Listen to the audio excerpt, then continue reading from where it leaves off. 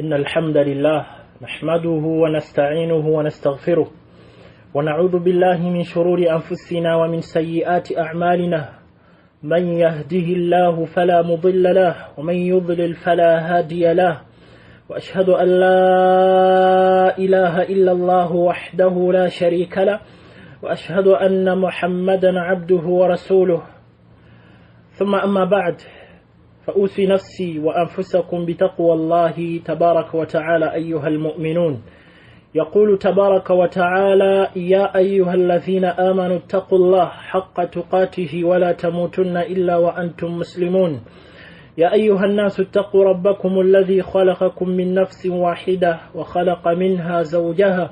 وبث منهما رجالا كثيرا ونساء واتقوا الله الذي تساءلون به والأرحام إن الله كان عليكم رقيبا. يا أيها الذين آمنوا اتقوا الله وقولوا قولا سديدا يصلح لكم أعمالكم ويغفر لكم ذنوبكم ومن يطع الله ورسوله فقد فاز فوزا عظيما. أتندر زبوجتي والله جل وعلا تمسبه لزو في الله sokisesane minembe ku nabbi sallallahu alayhi wa sallama. Tumwebaza Allah tabaraka wa ta'ala olw'ekyengere ekinene kye yatuwa n'atuteeka mu ummeeno esinga umam zonna, ekibiina kino ekisinga ebibiina byonna byonna eky'Oweekitiibwa Muhammad sallallahu alayhi wa sallama. Ekibiina ekisinga Allah kye yaggye mu bibiina byonna kiragira abantu okukola obulungi. Kuntum khayra ummatin ukhrijat linnas ta'muruna bil ma'ruf wa tanhauna 'anil munkar. Kikubiriza abantu okukola obulungi n'okubeewaza n'okubaga nti bannange mwewale temusemberera ebyo Allah by'atayagala tabaraka wa ta'ala. Ummatu tawhid, ekibiina ekyawula Allah tabaraka wa ta'ala, ekyassennyo nnyo essira ku kigambo tawhid, la ilaha illa Allah. Kibiina kino Allah okukisitula kyegendereza nnyo era ekyakisituza gwe mulyango guno gwa tawhid, okuba nti kyegendereza nnyo omulyango guno gwa tawhid mu bigambo byabwe, mu bikolwa byabwe n'embeera zaabwe zonna bazizza eri Allah tabaraka wa ta'ala. Kyeyava abasitula atannatereeza mulyango guno. Oba oli mu mbeera nzibu nnyo, olina okulwana ogutereeze mu bigambo byo, mu bikolwa byo, mu mbeera zo famire nga muwangaala, musinkanye ng'ab'ekika,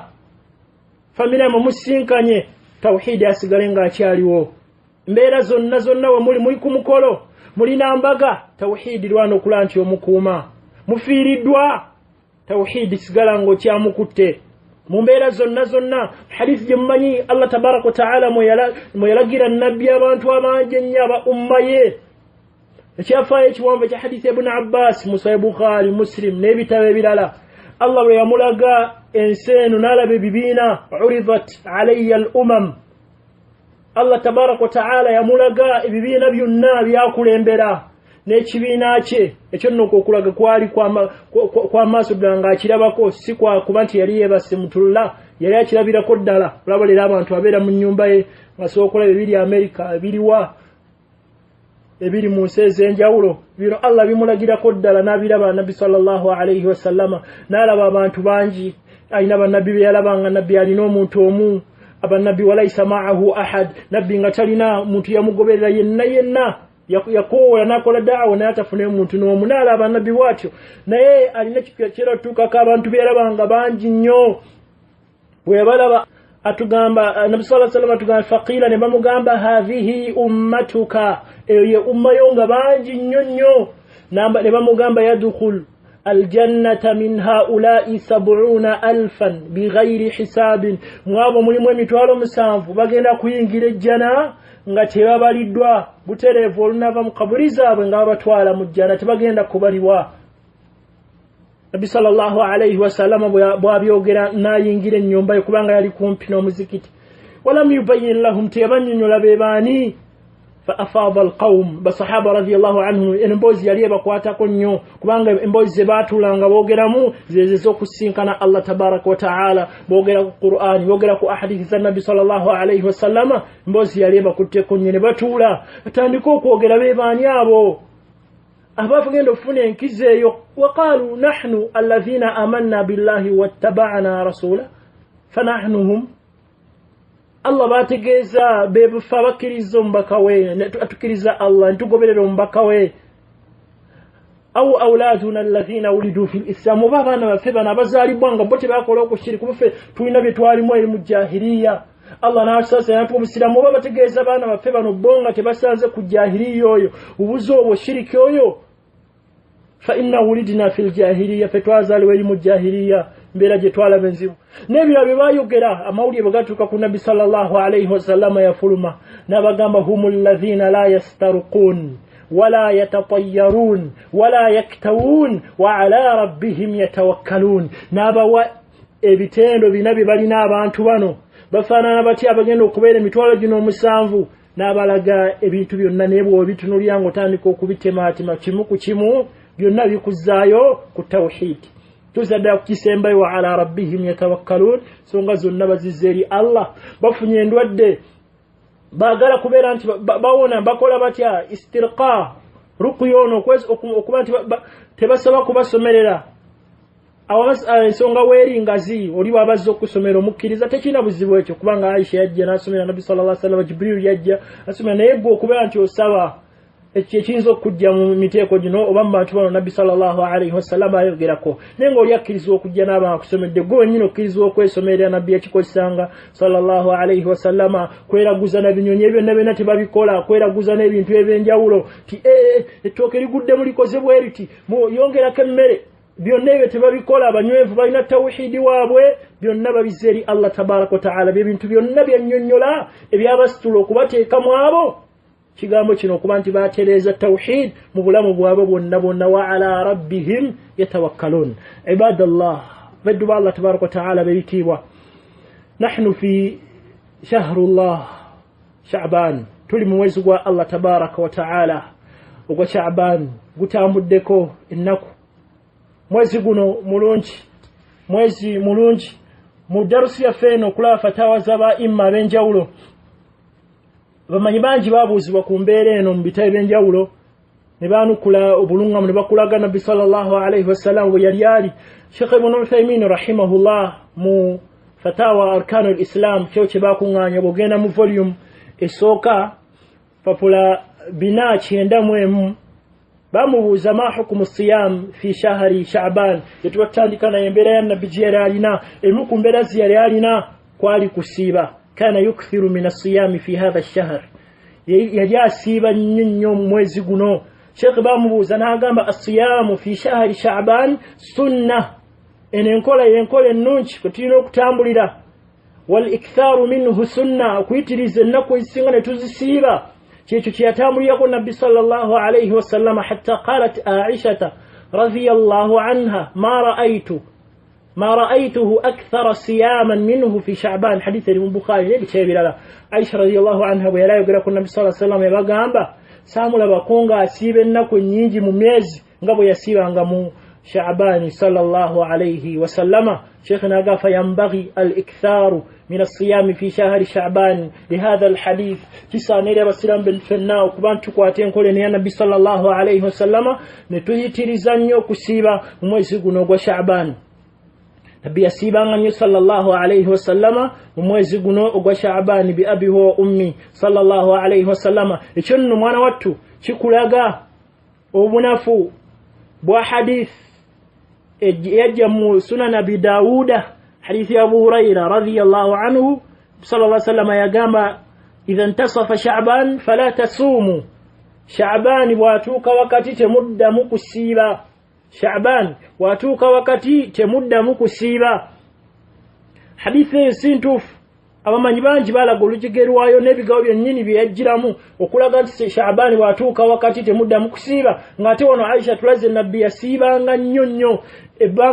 yasiibanga ebiseera bingi mu mwezi guno ogwa Sha'ban mu hadithi endala era mukubira mu Bukhari ne Muslim agamba nti fama ra'aytu Rasulallahi sallallahu alayhi wasallama istakmara siyama shahrin illa Ramadhan wama ra'aytuhu akthara siyaman minhu fi Sha'ban omwezi gwe yamalako n'agusiibanga gujjudde yasiibanga Ramadhan abula Sha'ban yasiibanga ennaku nnyingi mu mukubira endala yagamba kana yasuumu Sha'bana كله ين شعبان يمسيبا إلا قليلا وكجاكو إنكو انتينيو ذاتا سيبان صلى الله عليه وسلم نتكولا كانت حديث بغانتي ويتوكا وقتي غاتي عائشة تقول إنكو نيجي سيبان حديث تلاغانتي سينتوف بل نحديث أبو هريرة ينيني يجي مصيب خاين مسلم نبي قامت لا تقدموا رمضان بصوم يوم أو يومين بابا رمضان يجينا كوينجدا قبل أن نكبر وبرمو تسيبا إلا رجل كان يصوم صوما فليصومه kujjako muntu azenga asiba inokusibe kwa zenga asiba mande ne musanga ngebule nakulu mu biri tuingire mu Ramadhani nga mande yeyo asiba azenga ye mu kusiba kwe asibe nako 3 ezisemba mu mwezi ono talina buzibu okubeera nti asiba ennaku zine 3 nga yazze enkola ye asiba ennaku 3 nga Abu Huraira yasiba nga ennaku 3 ezisembayo mu mwezi radiyallahu ta'ala anhu kandi tulaga nti hadithi eyo ekonagane hadithi zino entuufu ezisalinaako kigambo si ntuufu wabula mukkiriza alina okuyitiriza ennyo okusiiba amanyi banti abanene aba hadithi abalaga nti si ntuufu nga Imaamu Ahmad yagamba nti hadithi si ntuufu يحيى بن معين نيم حديث لقى حديث سنتوف امام البخاري لقى سنتوف امام الترمذي لقى سنتوف نعم يا بالمانش نبقى لقى حديث سنتوف ومويس يقول النبي صلى الله عليه وسلم يسيبا نيو بأبي وأمي صلى الله عليه وسلم حديث يا أسامة بن زيد مسنن النسائي رضي الله عنه قال قلت يتوقع كلام النبي صلى الله عليه وسلم أن يسيبا نيو مويس يقول نعم قام يا رسول الله لم أراك تصوم شهرا من الشهور ما تصوم من شعبان سكولا باكونغو سيبا emyezi emirala nga bw'osiba mwezi guno gwa Sha'ban ogusiba nnyo qala dhalika shahrun nabbi sallallahu alayhi wasallam kyava mugamba ng'agamba sahabi ono Usama bin Zayd namugamba omwezi guno ogulaba yaghfulu nnaasu anhu bayna rajabin wa ramadhan bantu bagugayalira nnyo guli wakati wa Rajabu gwe gw'omusanvu ogwayise gwe tumanyi nti guli mu myezi giri egy'emizizo emyezi ena guli wakati wa Rajab ne Ramadhan tugumanye omwezi enkizo gye gulira kati lokuba guli wakati w'emyezi egy'enkizo bantu bagayala mu mwezi guno agamba teguli myezi gya mizizo ate tegutuuka Ramadhan abantu ne bagayala nabbi n'abagamba olwokuba nti abantu bagayala ezimu ku nsonga lwaki nabbi agusiiba sallallahu alayhi wasallama ibada nyungi nnyo mu kiseera nga abantu bagayaavu kyovola ebirungi by'okusaala ekiro bingi ebirungi by'okusaalako n'osituka ekiro n'osaala bingi Allah tukana kuga tobimanye empero muntu gyalina tatajafa junubuhum 'anil madaji' yad'una rabbahum khawfan wa tama'an wa mimma razaqnahum yunfiqun fala ta'lam nafsun ma ukhfiya lahum min qurrati a'yun abantu abayimira kechiro bawe mukubya Allah tebamanyi empera nene Allah gyabategekedde egendo tebenkeza amaso gabwe nene hakati ne bana abantu abajjumbira ubisera bino nga abantu abalabaga yadde nabbi kyava agamba nti ayagala nnyo okubeera nti agusiba wa huwa shahrun turfa'u fihi al-a'mal hadith eno ntuufu era nabbi sallallahu n'alaga imu ku birala mu mwezi guno emirimu gisitulwa Allah n'agitwala tabaraka wa ta'ala bagisitulwa malaika za Allah zigitwala ila rabbil alamin era omulezi w'ebitonde Allah tabaraka wa ta'ala fa uhibbu an yurfa amali wa ana sa'im nabbi sallallahu n'agamba sahabi wono njagala emirimu gyange gisitulwe ng'asiibye nga nina ibada eno gye ndimo ey'okusiiba ekitwaga nti omwezi guno gusiibibwa abaddu ba Allah b'ebitiibwa asobodde siiba ennaku ezisinga obungi kale ne bwe kiba kiganye tebikuyitako olw'emmande tekuyitako ennaku bwesi ennungi zozze ng'osiiba beera nti ojjumbira biidhinihi tabaraka wa ta'ala mwezi yaghfulu anhu nnaas abantu bagugayalirira tebafaayo شهر ترفع فيه الأعمال mwezi emirimu gisitulwa n'agitwala Allah tabaraka wa ta'ala kirungi gikusange ng'osiibye omuddu wa Allah tabaraka wa ta'ala gwe mwezi guno nabbi sallallahu alayhi wa sallam gwe yasiibanga Sheikh n'agamba Ibn Uthaymin rahimahullah wa qala ahlu al-ilm wa sawm sha'ban mithlu as-sunan ar-rawatib bin-nisbati lis-salawati al-khams lis-salawati al-maktuba gulinga bolaba essala zino ze tusaala eza sunna nga tunnasala essala etteeka era kebirize tusanga tunasala fajiri bw'osegendereza n'obulungi bwe zirina rak'ata al-fajiri khayrun min ad-dunya wa ma fiha zisinga eddunya n'ebigirimu byonna ze tusaala nga tunasala fajiri ne tusalira akanya nga tunasala tunasala dhuhuri nabwe kityo kyalabikako Nabi sallama nga naye atulagira okusala neraka endala nyanga tunasala asiri nekirabikako mu Bukhari nga Nabi atugamba magharibi nga tennabaawo naga sallu qabla al-maghrib sallu qabla al-maghrib sallu qabla al-maghrib nagamba kugwokusatu liman shaa aga musale nga magharibi tennasali wa musale nga tunasala magharibi enjuba ngemaze okugwayo ensobe abantu wenzo jukwa mbaga nti tusobola sala nga nenjuba bunjuba wemalo gwayo bamaze okwazina tusala nga magharibi tennaba kusalibwa ne tumali sala magharibi Nabi sallama ne sunna ndala nga ibada tennaba obusiramu ne bwagala okuteeka ogenda oyingira mu ibada era etteeka kati ne Nabi sallallahu alaihi wasallam kyeyakolanga n'asiibanga omwezi guno sallallahu alaihi wasallama omutima guno agumanyize ibada eno yamaze omwaka mulamba nga ayinda okuva bwe yagenda omwaka mulamba agyetegekedde ebbanga lino lyonna kati omwezi guno mutima guno ayagala gumanyiza gweteeketeeke okusinkana omwezi guno ogw'ekitiibwa n'ebirungi ebigulimu kyavanga agusiiba sallallahu alaihi wasallama wayakun kaannahu taqaddamahu lishahri ramadan n'abeera nga akulembeza okusiiba kuno nga akulembeza nga tannasinkana ramadan ay sheikh n'agamba rahimahullah ay kaannahu ratibatu lishahri ramadan iringa bola eswala zino zetusala tunasala nga eswala zetusala nga tunaba kusala eswala zeteeka n'okusiiba kuno bwe kuli kwe kulembera okusiiba kwa ramadan era kwabbe kulina ebyenkizo walidhalika sanna asiyamu fi shahri شعبان كفلا كالسنة وكبيرا تسيبا مميزقون وشعبان وسن صيام 6 أيام في شهر شوال كالراتبة قبل المكتوبة وبعدها كفلا نيبا قوقوا كيلا ولو الصلاة قبل المسلمات ولو تفساروا بإمار الصلاة نوكسيبا كنا ولو كريكو ممان يقوى مسلم مسلم نبي كوية تقامات من صام رمضان ثم أتبعه 6 من شوال كان كصيام الدهر أسيب رمضان ناقو برزاكين لكو إندال مكاغ موزقوا شوال Allah muandikako ngasibye omwaka mulamba nagamba Sheikh rahimahullah wa fi siyami fi Sha'ban faida ukhra okusiba mu mwezi guno wa Sha'ban kuine ekirungi ekirala kyetwogeddeko kyekiri wanagamba ukhra wahiya tawtinu an-nafs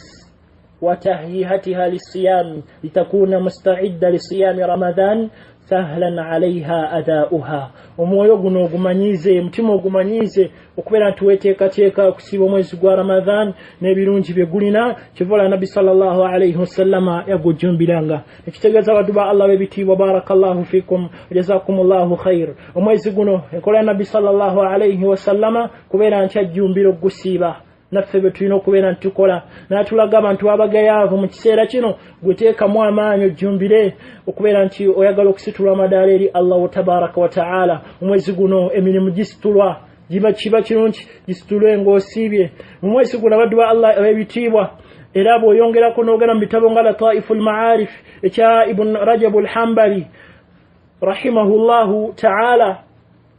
imukubi ayogera kubera nga yustahabu fi shahri Sha'ban an yajtahida al-abdu fi qira'ati al-Qur'an okubera nti omuddu ayongera mu abadde anafuye mu kusoma Qur'an tuongere mu Qur'an tuzijje tuongere okuzetegereza tuongere okutegereza amateeka agali tuongere okuzisoma nga bwe bakolanga abasalafu salih bwe bajjumbiranga mu mwezi guno bajjanga Qur'an ne bongeramu amaanyi nga beteekerateekera omwezi guli gwe tumanyi Qur'an muyakkira shahru Ramadan alladhi أنزل فيه القرآن هدى للناس وبينات من الهدى والفرقان وموزو وكلا من القرآن تنوكما تجيسو من يوم مرمضان نيتاغو منتوى تيسي وكفينو ومتما قنو يد القرآن مولف جيري كاكاتي أبسالف صالح بلونغو فبانا باتكولين بلا bajjum biranga nnyo Qur'an buli batuka mwezi guno gwa Sha'ban bagenda tuka mwezi gwa Ramadhani nga base bagisoma Rajab yabiraga mu kitabo kya Lataifu al-Ma'arif nalaga salafu abenjawulo bali bajjumya nnyo Qur'an era mwezi guno baguyitanga shahru al-Qurra omwezi gwa basomi era banchi ko manyi byalaga nga Salama ibn Kuhayl ne Habib ibn Abi Thabit ne Amr ibn Qais al-Mala'i naba labamanyi banchi abajjumbira ngo mwezi guno bagwitanga shahru al-Qurra mwezi gwa basomi abajjumbise ba Qur'ani bwe balinga radiyallahu ta'ala عنهم ورحمهم الله تبارك وتعالى عباد الله بدوا الله تبارك وتعالى mwezi guno gwa Sha'ban nebirunche bigulimu mwezi guno kasahiri shuhur kulinga emyezi gisigadde nabbi kyatakoeramu mikole gyenjawulo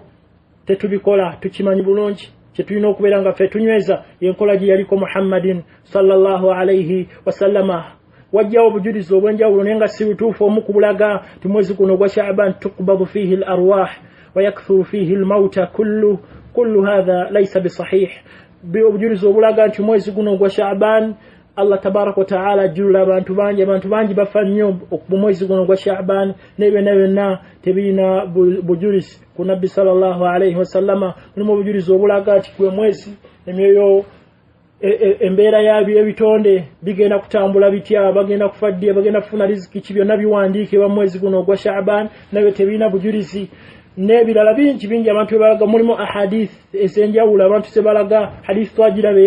gye basoma mwezi guno gwa Sha'ban ne Rajab bagisoma Allahumma barik lana fi Rajab wa Sha'ban wa ballighna Ramadan, nesintu sinywevu ku Nabbi sallallahu alayhi wasallama. Obuloli bwabasabye neyegaya Allah amusabe mu mbeera yonna Allah kuba nti atuusa mu mwezi guno gwa Ramadan kutusinkano nga tukyali balamu kirungi, kubanga ebirungi bye gulina bingi. Abalongoofu abatukulembera bagwetegekeranga nga bwe Ibn Rajab yalaga era mu Lataiful Ma'arif nakulaga mu ku basalafu abalongoofu balinga emyezi 6 beteekateeka basaba Allah kubatuusa mu mwezi guno ogwa Ramadan n'ebirungi bye gulina bye tumanyi ab'ebitiibwa. Allah tabaraka wa ta'ala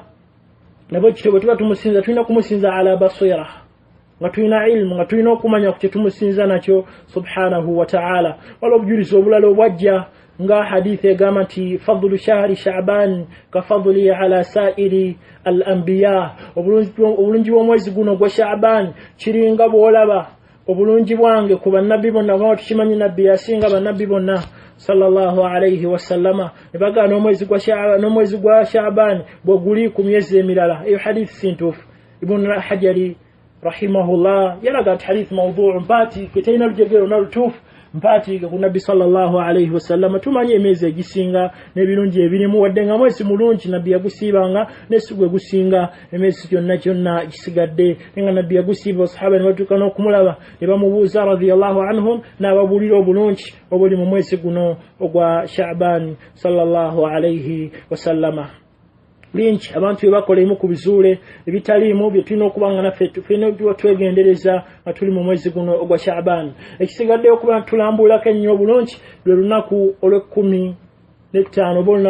bwe tutuuka wakati mu mwezi guno ogwa Sha'ban. Ekiro kino abantu bangi balina bye bakolerako n'ebyenjawulo ebyajjirako, abamu n'okuliisa okwenjawulo kwetaaga okubeera ntulambulula tulage nti mwana wattu ekyo Nabbi yakikolako sallallahu alayhi wasallama, kuliko obujulizi oba tekuli, n'ebirala bingi biboogera ku kiro kino eky'15. Naye abamu bakijjaguza ne babaako esswala zibasaala ez'enjawulo, naye nga byonna tujja kulaba nti ebirina bujulizi ku Nabbi sallallahu alayhi wasallama biidhnihi tabaraka wa ta'ala. Ekyo tujja kibeera nti kyetuzaako okunnyonnyola n'okulaga ebimu ku bikolebwa ku lunaku luno, n'okulaga enjigiriza y'Ekitiibwa Muhammadin sallallahu alayhi wasallam, ne ahadithi ezajja ez'enjawulo ebiraga nti kuno kwe bawandiikira olunaku luno kwe kuwandiikibwa ebintu ebigenda okubeerawo, n'embeera ez'enjawulo tulage biki ebituufu ku byo ne biki ebitali bituufu ku Nabbi sallallahu alayhi wasallama. بارك الله فيكم أجزاكم الله خيرا وفقكم الله تبارك وتعالى لما يحبه ويرضاه.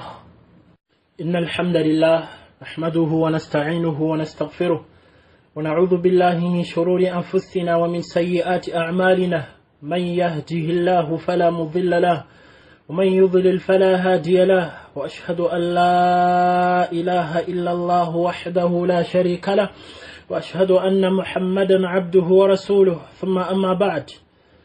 أتندي لسبوة كتابة الله تبارك وتعالى تمسبوة كتابة الله وفي أسوك سنة من بكون النبي صلى الله عليه وسلم. أبي كتابة balungi abakkiriza saba Allah tabaraka wa ta'ala bakuume tukuumire ku busiraamu buno ku nsi kuno, tuwangalira mu kitiibwa kino ekirungi eky'obusiraamu, tumusisinkane nabo Allah tabaraka wa ta'ala.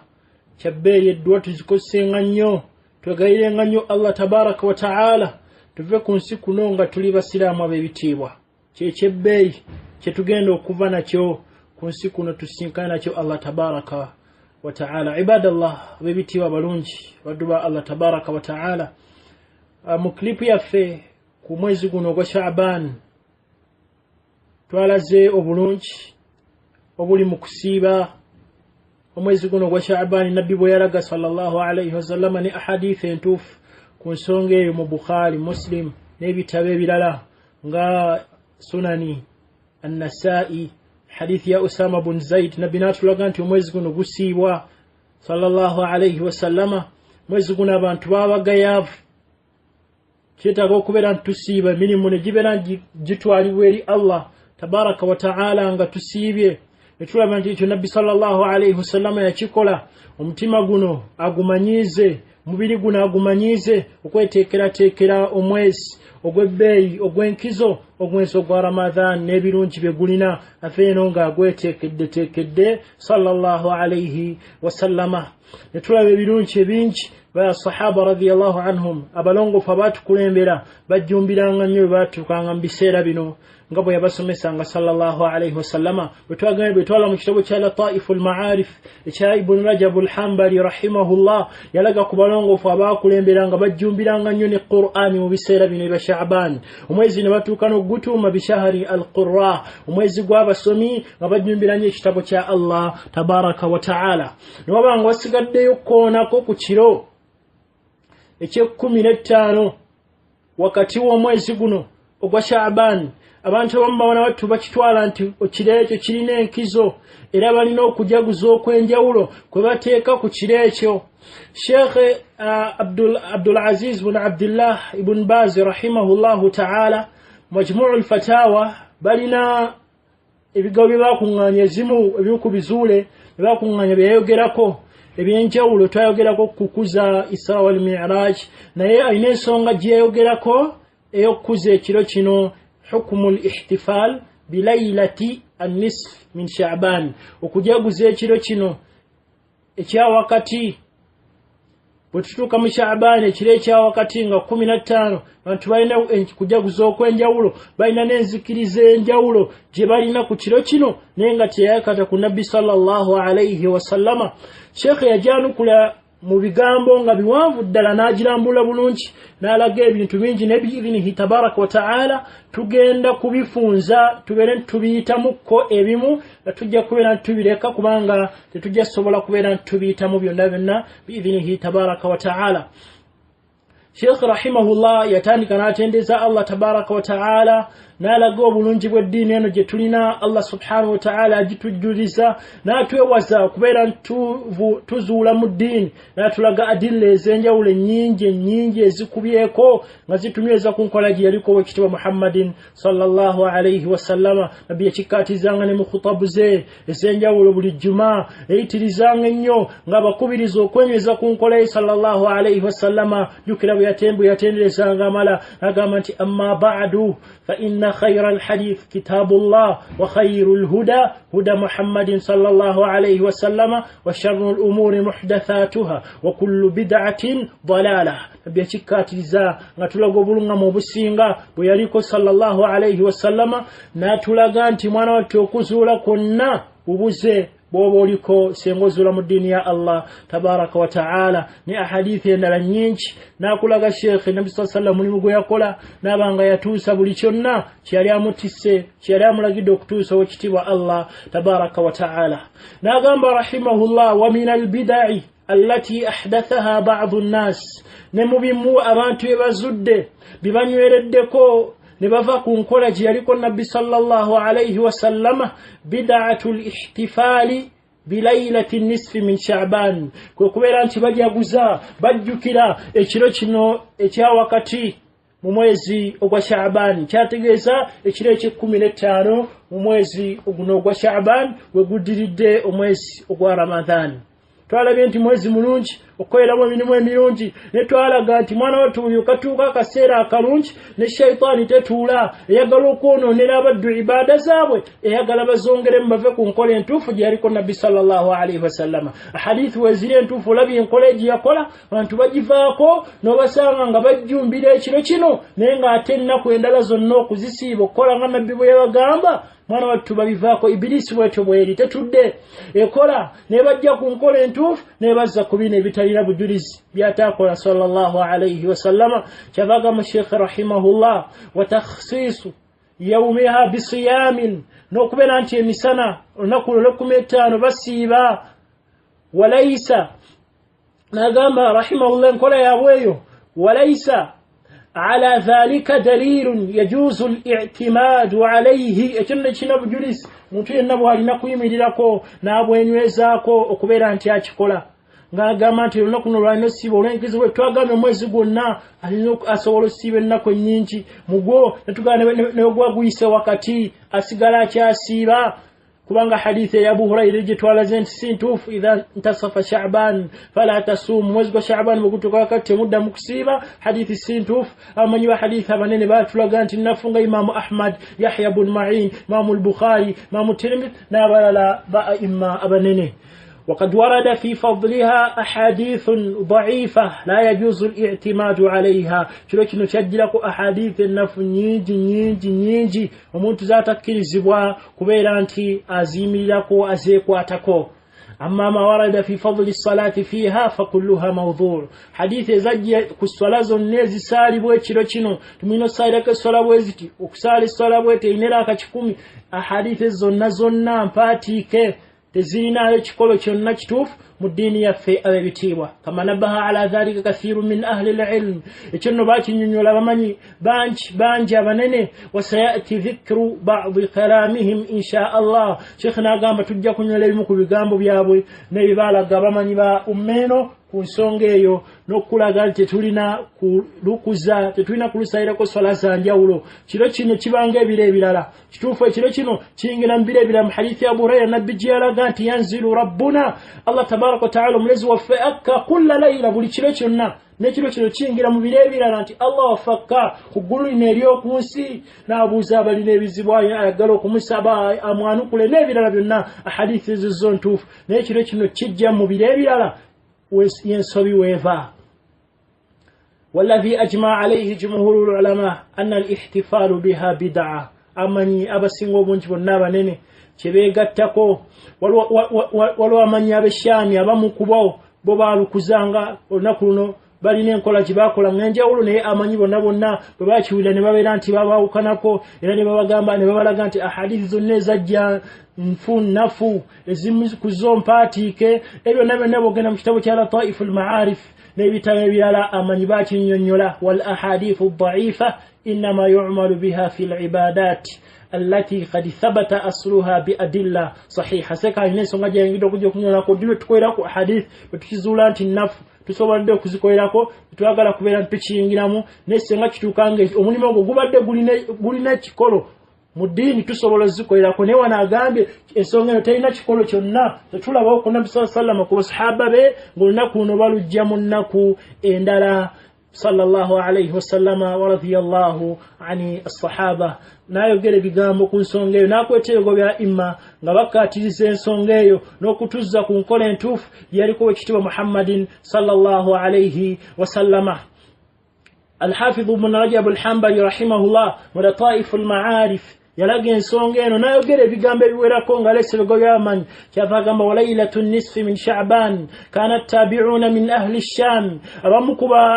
kuba tabi'i abajja oluvannyuma lwa sahaba basahaba bote bakikolako mu bantu abamu kubo abali Shami ka Khalid ibn Ma'dan wa Makhul wa Luqman ibn Amir wa ghayruhum yu'azzimunaha wa yajtahiduna fiha fil ibada wa mkubalu kuzangane baluwanga ekitibwa ne bayitiriza okukola emirimu emirungi wa anhum akhadha an-nas fadlaha wa ta'zimaha boli abantu abamu ku mbeera eyo we bakitwalira nti olunaku luno lulina obulungi lulina enkizo abamu oboli we bakijja naye n'agamba waqad qila annahu balaghahum fi dhalika atharu israiliya naye abantu abo olunaku olwo okuluwa ekitiibwa n'okulusukulumya boli baafuna omu ku bujulizi kuba banu Israili abamu ku Baisiraili kuba banu Israiliyati kugambe emboozi ezo gye bazifuna tebazijja ku Nabi sallallahu alayhi wasallam bamu kubone batakyegendereza ne batandika okulukuza falamma ishtahara dhalika fadhalika ishtahara anhum fil buldan nekyatikira mu bifo bino ebya Sham wa ankara dhalika aktharu ulama al-Hijaz imma baliwo mu kiseera ekyo abali mu Hijaz nga Makka Madina ebifebyo bakivumira minhum Ata ibn Abi Rabah mulimu ibn Abi Mulaika nabala bamanyi banki ne abali banafiqihi abali wo mu Madina bonna ne bakivumirira nga ne Imam Malik abagobeza Imam Malik n'abala bonna ne bagamba kullu dhalika bid'ah era kyonna kizule teyakiriko teyakikola wekitiba Muhammadin sallallahu alayhi wasallama okubeera nti akuza olunaku luno n'alwawula mu nnaku endala teyakikola sallallahu alayhi wasallama. Omukuba imamu abanene gweta Abu Bakar الطرطوش رحمه الله أين كتاب كيواندي كتبيت الحوادث والبدع أين بيقول يوغا نبينش كتيرو كينوبا كومبيرينو ناغامبو omukuba tabib waliwo omukuba manyi gobeta ibn Wadah yajja ku Zaid ibn Aslam tabi'i rahimahullah qala nawagamba ما أدركنا أحدا من مشايخنا ولا فقهائنا يلتفتون إلى النصف من شعبان تتوينغو تواسانغو مشيخ بفه ومنافقه بتواسانغو ngabalina ekyenkizo kyebakola ku kiro kino ekye15 mwezi gwa Sha'ban wala yaltafituna ila hadithi makhul wala hadithi yaje makhul ngeraga ngekire kirine ebyenkizo tebagitunuliyanga balaga nti nafu teyina bujulizi bonna wala yarawuna laha fadlan ala ma siwaha era kiro kino tebakirabanga nti kirine ebyenkizo kubira ebisigadde tebalina duwa zebasabirangako tebalina kyanjawulo kyonna tebalina adhkari zanjawulo zebateekanga ku kiro kino alayhim rahmatullah. Kivola bomukubamanyi waqila ibn abi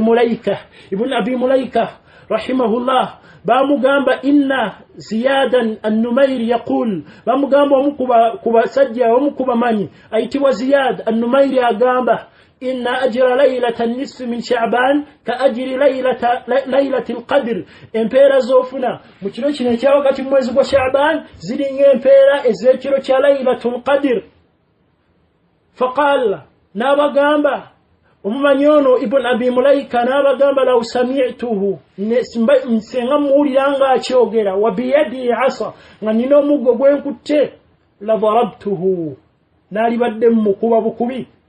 وكان زيادا قاصا نما يبغamba Ziyad ono yali omukubali banyume byafaayo amukuba tabanyume byafaayo tebatira kusunsula kujjamu bitufu na bitali bitufu kati nakulaga ibn Abi Mulaika nti enkola sintufu era babamuliranga akyogera kwa abantu ambali ne bamanyi nga balowooza nti Allah ekiro kino kwagerera ebintu ebigenda okubaawo mu mwaka songa si kitufu kyawukana ne Qur'an kubanga Qur'an yatulaga ekiro kya Laylatul Qadr fiha yufraku kullu amrin hakim amran min indina ekiro kya Laylatul Qadr Allah subhanahu wa ta'ala mwatekereteke mwawandike bigenda okubaawo mu mwaka gwonna so si kiro kino ekya wakati omwezi guno ogwa Sha'ban amanye bati nabanga bakivumirira nnyo kubeera nti omuntu alukuza. Imam Shawkani rahimahullah ne yalaga mu kitabo kye bayita al-fawaid al-majmu'a aliyogera bigambo bingi ne mu bufunze ayina hadithi ze yaleta nga hadithi nti nga Nabi sallallahu alaihi wasallam agamba ya Ali man salla 100 rak'ah ليلة النصف من شعبان يقرأ في كل ركعة بفاتحة الكتاب وقل هو الله أحد 10 مرات قضى الله له كل حاجة. نالغا إمام الشوكاني حديثه ينباتي كتريو النبي يangagamba Ali nti omuntu yenna asalera akakikumi ku kiro kino ekya wakati mu mwezi ogwa Sha'ban ng'asoma bulira akasoma al-Fatiha wamaana asoma qul wallahu ahad emirundi 10 Allah mumalira buli kyonna buli kizibu kye kyonna abantu abambasale swala zino ng'amanyi nti Allah ajja kukomerera kizibu kyonna kati amanyi balaga nti ahadith ezo zonna mpaatiike sinywevu ku ekitiibwa Muhammadin sallallahu alayhi wasallama sinkakafu kubeera nti yazoogera bi abi wa ummi sallallahu alayhi wasallama. Mulimu ahadith endala nyingi n'ebikola ebirala bingi abantu ebakolamu kubo bateekateeka emmere enjawulo ebijjulo ebyenjawulo ne bagenda nga bagabira abamu ku baavu kubemirano kubenganda ne baberanga balowooza nti ekirina enjawulo gye kirina era bakola emirimu egy'enjawulo adhkari ez'enjawulo edduwa ez'enjawulo kusoma Qur'ani okwenjawulo ku lunaku olwo naye nga zonna tezina bujulizi sinywevu ku ekitiibwa Muhammad sallallahu alayhi wasallama. Abamba manye ekiro ekyo bw'okiyimira kirina enkizo era nazo ahadithi zonna sinywevu bali waliwo hadithi endala gye baleeta Imam Sheikh Albani rahimahullah jireta musilsilatul ahadith ad-da'ifa nakulaga obunafu bwayo bagamba nti 5 layali la turaddu fiha ad-da'wa ebiro bitano bw'osabiramu edduwa yonna gy'osabiddemu Allah tagizaayo agikwanukulirawo ne bagamba lailatu awwal layla min rajab kile ekisooka mwezi ogwa rajab ogw'omusanvu hadisi ntuufu zonna ne bagamba kile ekirala lailatu nisfi min sha'ban kile ekya wakati mwezi ogwa sha'ban ne 15 wa lailatul jumaa ne kile eky'olunaku lw'ejjumaa wa lailatul fitr eky'olunaku lwa eid al-fitr wa lailatu an-nahr ekiro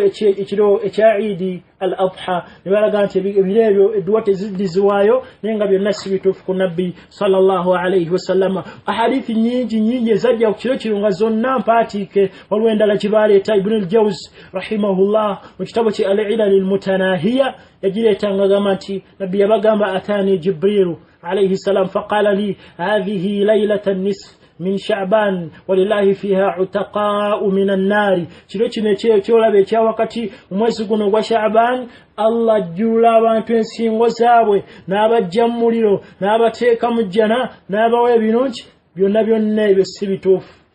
ahadithi endala ezajja inna allaha ويطلع ليلة النصف من شعبان فيغفر لجميع خلقه إلا لمشرك أو مشاح الله سبحانه وتعالى أجاءك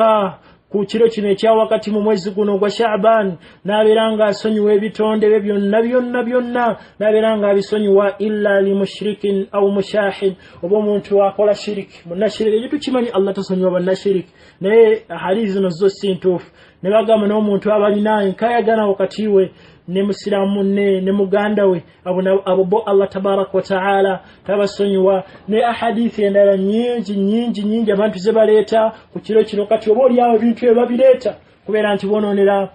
kikwononera okuva ku nkola entuufu ya nabbi sallallahu alaihi wasallam bonaazula mu dini ng'etugambye nti shaytan naye bwe tuli ebiseera bino ebirungi abantu balikoledde emirimu emirungi nabbi gye basomesa n'egibajjako n'ebateeka ku ebyo byataaliko ekitibwa Muhammadin sallallahu alaihi wasallam fahariyun bina kitugwanidde ab'ebitiibwa baddu ba Allah tabaraka wa taala kubeera nti tuddayo tutunulire twetegereze enkola gye yaliko Muhammadin sallallahu alaihi wasallama n'enkola entuufu yatambulirako ng'atuuse mu biseera bino ebirungi ebirimu okutendereza Allah subhanahu wa ta'ala. Sheikh Ibn Baz rahimahullah bigawo bingi byalaga naye ku nsonga n'akulaga obuze abantu bwe balina okubeera nti ekiro kino bakyawulamu ne babeera nga balina ebintu ebyenjawulo bye bakolerako tebirina bujulizi byonna okuva ku ekitibwa Muhammadin sallallahu alayhi wa sallama.